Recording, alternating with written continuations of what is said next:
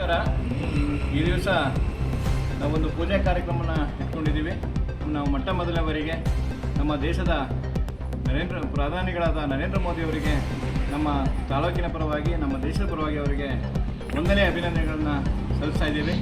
ಹಾಗೆ ಈ ಒಂದು ಕಾರ್ಯಕ್ರಮದ ಉದ್ದೇಶ ಏನು, ಒಂದು ವಾರದ ಹಿಂದೆ ನಡೆದಂಥ ಒಂದು ಕಹಿ ಘಟನೆ.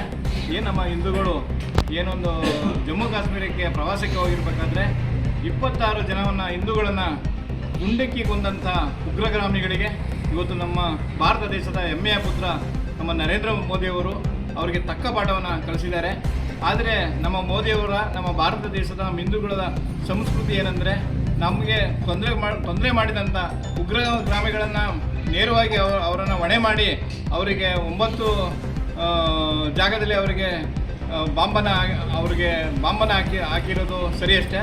ಆದರೆ ಯಾವುದೇ ಪಾಕಿಸ್ತಾನದ ನಾಗರಿಕರಿಗೆ ಯಾವುದೇ ತೊಂದರೆ ಕೊಟ್ಟಿಲ್ಲ. ಆದರೆ ಪಾಕಿಸ್ತಾನ ಮಾಡಿದಂಥ ಕುತಂತ್ರ ಇವತ್ತು ನಮ್ಮ ಭಾರತ ದೇಶದ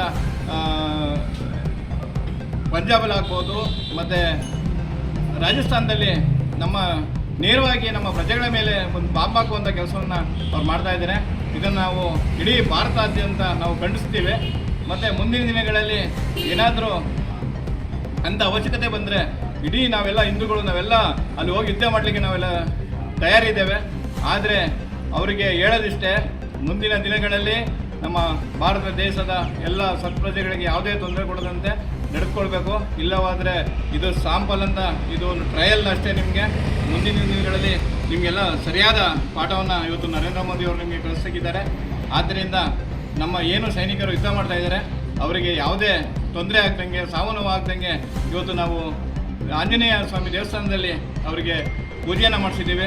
ಏನು ಶ್ರೀರಾಮನ ಕಾಲದಲ್ಲಿ ಆಂಜನೇಯ ಅವರು ಏನು ಬಂಟರಾಗಿದ್ದೋ ಅದೇ ರೀತಿ ನಮ್ಮ ಸೈನಿಕರು ಆ ಆಂಜನೇಯ ಸ್ವಾಮಿಯವರು ಒಂದು ಒಳ್ಳೆಯ ಶಕ್ತಿಯನ್ನು ಕೊಟ್ಟು ನಮ್ಮ ಸೈನಿಕರಿಗೆ ಯಾವುದೇ ಸಾವು ನೋವು ಉಂಟಾಗ್ದಂಗೆ ನಮ್ಮ ದೇಶವನ್ನು ಕಾಪಾಡ್ತಿರುವಂಥ ಸೈನಿಕರಿಗೆ ಪೂಜೆ ಮಾಡಿಸಿದ್ದೀವಿ. ಅವರಿಗೆ ಶುಭಾಶಯವನ್ನು ಕೋರ್ತಾ ಇದ್ದೀವಿ. ಅವರಿಗೆ ಒಳ್ಳೆಯದಾಗಲಿ ಅಂತೇಳಿ ಈ ಸಂದರ್ಭದಲ್ಲಿ ಕೋರ್ತೇವೆ. ಜೈ ಹಿಂದ್, ಜೈ ಕರ್ನಾಟಕ ಮಾತೆ.